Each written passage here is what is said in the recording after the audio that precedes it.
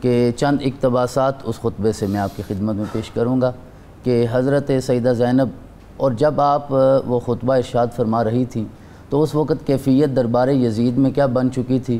کسی شاعر نے اس کا منظر بڑا خوبصورت بیان کیا ہے۔ وہ کہتا ہے کہ جب حضرت زینب بول رہی تھیں کیفیت یہ تھی کہ ہر کان میں رس گول رہے ہوں جیسے، سبحان اللہ، جبریل زباں کھول رہے ہوں جیسے، دربار دمشق میں وہ زینب کا خطاب منبر پہ علی بول رہے ہوں جیسے، سبحان اللہ، سبحان اللہ۔ تو یہ کیفیت ہو چکی تھی حضرت زینب سلام اللہ علیہ کی۔ اور آپ نے آغاز یہ آیت کریمہ پڑھنے کے بعد جو ارشاد فرمایا اور جھنجھوڑا، جس طرح آپ نے بھی اپنے انٹروڈکشن میں وہ دو جملے ارشاد فرمائے، آپ نے فرمایا اَظَنَنْتَ یا یزید حِینَ خَزْتَ عَلَيْنَا اقطار الارض وَدَيَّقْتَ عَلَيْنَا فَاقَ السَّمَاء، اے نادان تو کیا سمجھتا ہے کہ تو نے اس زمین کو ہمارے اوپر تنگ کر دیا ہے یا آسمان کی وسعتوں کو ہمارے اوپر تنگ کر دیا ہے؟ آپ نے اس کے ضمیر کو جھنجھوڑا اور دربار میں جتنے لوگ بیٹھے تھے آپ نے ارشاد فرمایا فَأَصْبَحْنَا لَكَ فِي إِثَارٍ، اور سارے زمانے کی بلاغتیں اور فصاحتیں حضرت سیدہ زینب کے اس خطبے پہ قربان ہو جائیں کہ غم و اندوہ کی اس کیفیت میں بھی آپ نے ارشاد فرمایا فَأَصْبَحْنَا لَكَ فِي إِثَارٍ نُسَاقُ إِلَيْكَ سَوْقًا فِي قِطَارٍ وَأَنْتَ عَلَيْنَا ذُو اقتدارٍ۔ تو اگر اس وقت صاحب اقتدار ہے تو کیا سمجھتا ہے اَنَّ بِنَا مِنَ اللَّهِ حَوَانًا وَعَلَيْكَ مِنْهُ كَرَامَةً وَإِمْتِنَانًا، کہ کیا تجھے اللہ کی طرف سے عزت ملے گی، ہمیں نہیں ملے گی؟ آگے جو دو جملے آپ نے کہے، آپ نے ساری نسل یزید کو جھنجھوڑ کے رکھ دیا۔ آپ نے فرمایا مہلن مہلن لا تتش جہلن، ذرا غرور اقتدار سے باہر نکلو، ذرا اپنے دربار سے باہر آؤ۔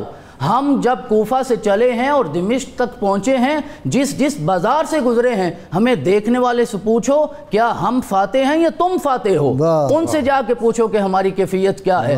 لا تتش جہلن، اور پھر آپ نے یہ آیت کریمہ پڑھی، آپ نے فرمایا انسیت قول اللہ، کیا تم اللہ کے اس قول کو بھول گئے ہو؟ ولا یحسبن الذین کفروا انما نملی لهم خیر لانفسهم انما نملی لهم لیزدادوا اثما ولهم عذاب مہین۔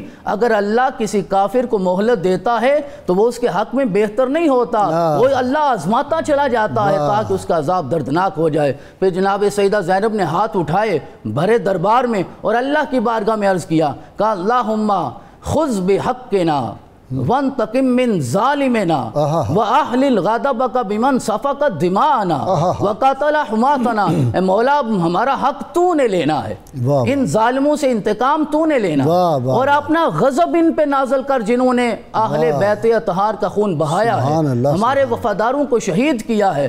اور پھر کہا وہ وقت دور نہیں ہے، یزید یاد رکھو وَسَتَّارِدُ عَلَىٰ رسول اللہ صلی اللہ علیہ وسلم بِمَا الْتَحَقْتَ مِنْ ذُرِّيَّتِهِ وَانْتَحَقْتَ مِنْ حُرْمَتِهِ وَسَفَقْتَ مِنْ دِمَاءِ أَهْلِ بَيْتِهِ وَإِطْرَتِهِ، وہ وقت دور نہیں ہے، رسول کائنات صلی اللہ علیہ وسلم کی بارگاہ میں تجھے پیش کیا جائے گا، تیرا مقدمہ وہاں جائے گا، اور آقا تو اسے سوال کریں گے جو کچھ تو نے ان کی ذریت کے ساتھ کیا ہے، جو تو نے حد کے عزت حد کے حرمت کیا ہے، یہ سوال وہاں کیے جائیں گے۔ اور حضرت امام حسین کا سر انور کیونکہ وہاں موجود تھا تو آپ نے اس کی طرف اشارہ کر کے کہا اس کیفیت میں ہمیں دیکھ کے تمہیں خوش ہونے کی ضرورت نہیں ہے، میرا رب کا فرمان ہے وَلَا تَحْسَبَنَّ الَّذِينَ قُتِلُوا فِي سَبِيلِ اللَّهِ أَمْوَاتًا بَلْ أَحْيَاءٌ عِندَ رَبِّهِمْ يُرْزَقُونَ، کہا یہ زندہ ہیں اور ہمیشہ زندہ رہنے والے ہیں۔ اور آخر میں آپ نے ارشاد فرمایا کہ یزید حسبک باللہ ولیًا وحاکما وبرسول اللہ خصیما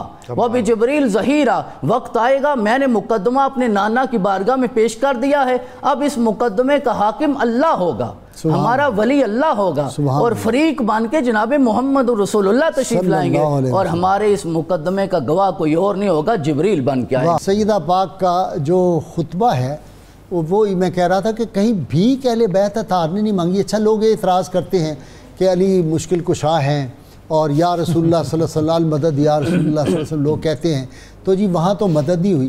سوال یہ ہے کہ اگر حضور صلی اللہ علیہ وسلم دعا فرماتے یا اللہ میرے بیٹے کو اس شہادت سے بچا، علی المرتضیٰ شیر خدا دعا کرتے، یا امام علی مقام یا سیدہ زینب کہتی یا اللہ ہمیں شہادت سے بچا، ہمیں ان سے، ایسی تو کوئی بات مجھے تو نہیں ملی، آپ کو پتہ ہو تو بتا. یہ ناممکن ہے ان سے یہ توقع کرنا. حضرت سیدہ فاطمہ الزہرا نے ایک رات اللہ سے مانگی تھی کہ اتنی لمبی رات مل جائے کہ میں 2 سجدے کر سکوں. ٹھیک، اگر وہ رات مل جاتی تو آپ یہ دعا کر دیتی.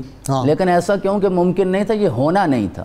اور یہ حضرت سیدہ زینب سلام اللہ علیہا کے یہ سارے خطبات جن کا تذکرہ پاک ہو رہا ہے، اس کے حوالے سے حضرت امام حسین العابدین نے ایک دن اپنی پھپھی جان کو عرض کیا، کہنے لگی یا عمہ، اے میری پھپھی جان، انت بحمد اللہ عالمۃ غیر معلمہ و فہیمۃ غیر مفہمہ.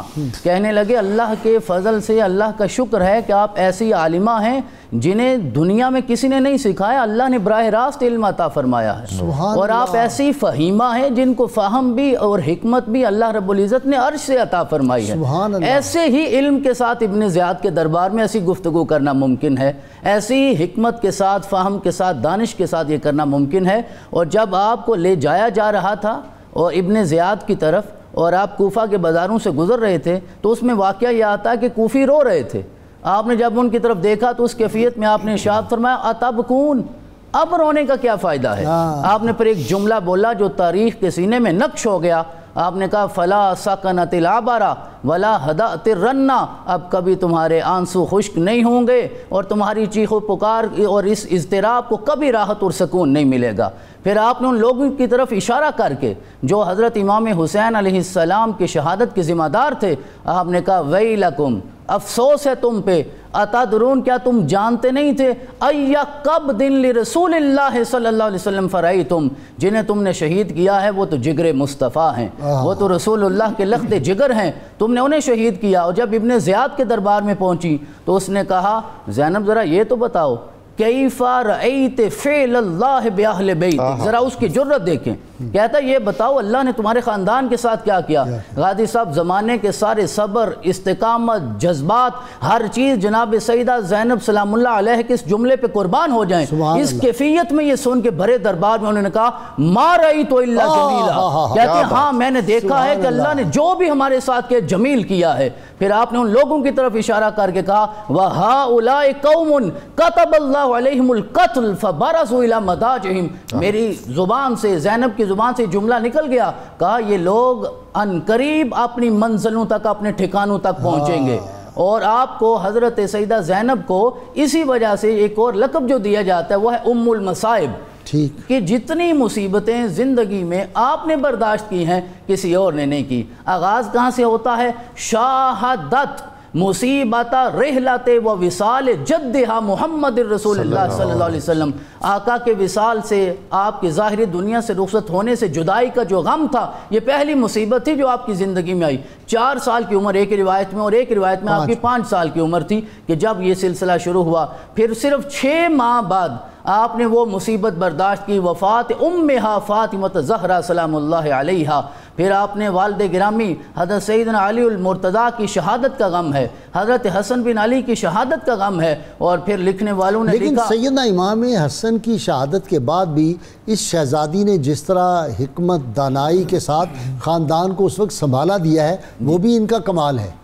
سارے اہل بیت اطہار کو اکٹھا رکھنا، ان کو جو ہے وہ جو سیدہ فاطمہ سلام اللہ علیہ نے وصیت کی تھی نا اپنے وصال کے وقت ان کو، کہ بیٹا اپنے بھائیوں کے ساتھ وہ ماں کا پیار بھی دینا بہن کے ساتھ ساتھ، تو وہ بھی ان کا کردار نظر آتا ہے. غازی صاحب جو قبلہ ڈاکٹر صاحب نے ابتدا میں وہ اشارہ کیا کہ حضرت امام حسین کا اور حضرت زینب کا آپس میں جو محبت کا تعلق تھا، اس میں ایک روایت ضمناً ذہن میں آ گئی کہ ایک دن حضرت فاطمہ رسول اللہ صلی اللہ علیہ وسلم کی بارگاہ میں حاضر ہوئی اور کہنے لگی ابا حضور ابھی بچپن ہے حسین کا بھی، رسول اللہ کا زمانہ تھا، اور زینب کا بھی، لیکن میں نے رسول اللہ کا زمانہ قیامت تک ہے، قیامت تک ہے ظاہراً. میں نے کہا ہاں ظاہراً نہیں، کوئی غلط فہمی نہ کسی کو پیدا ہو جائے. بالکل. اب جو تا حشر کا فردہ ہے وہ تنہا تیرا. سبحان اللہ. تو اس سے پہلے کا جو ماضی تھا ہزاروں کا صحیح، اور اب جو تا حشر کا فردہ ہے وہ تنہا تیرا. جی تو جا کے عرض کیا کہ ابا حضور میں یہ دیکھتی ہوں کہ جب بھی حسین گھر میں نہیں ہوتے تو زینب ان کے انتظار میں روتی رہتی ہیں. اچھا، یہ علامہ شمس الدین ذہبی نے اپنی تاریخ میں لکھا ہے کہ ہر وقت روتی رہتی. لیکن جب حسین گھر آ جاتے ہیں تو زینب صرف حسین کو دیکھتی رہتی ہے۔ تو پھر رسول اللہ نے اس موقع پہ اشارہ دے دیا تھا ان دونوں بہن بھائیوں کا جو تعلق ہے، اور جو ڈاکٹر صاحب نے کہا نا کہ حضرت عبداللہ بن جعفر سے جب نکاح ہوا آپ نے بھی ارشاد فرمایا تو شرط یہ رکھی گئی کہ جب اگر کبھی حسین سفر میں زینب کو ساتھ جب یہ میں جملہ پڑھتا ہوں تو میرا دل یہیں آ کے ٹھہر جاتا ہے کہ شاید حضرت علی المرتضیٰ نے اسی سفر کربلا کی طرف اشارہ کیا تھا، یقیناً بلکہ یقیناً۔ تو یہ سارے مصائب آپ نے برداشت کیے۔ حضرت امام حسن بن علی کی شہادت ہوئی، پھر لکھنے والوں نے لکھا شاہدت المصیبت العظمی بشہادت اخیہا الحسین ابن علی من مبتداہا الى منتہاہا، یعنی ابتدا سے لے کر انتہا تک حضرت امام حسین کی پشت پہ کھڑے ہو کے انہوں نے ساری مصیبت کو برداشت کیا ہے، اور ابھی بھی انتہا نہیں ہوئی۔ اور دیکھیے اسی کربلا میں آپ نے اپنے دونوں لخت جگر بھی اپنے بھائی کے قدموں پہ قربان کیے ہیں، امام عینہا، اور اپنی آنکھوں کے سامنے انہوں محمد کو قربان ہوتے ہوئے دیکھا ہے۔ اسی لیے زمانے نے کہا جتنی مصیبتیں حضرت سیدہ زینب سلام اللہ علیہا نے برداشت کی ہیں اتنی کوئی اور نہیں کر سکتا۔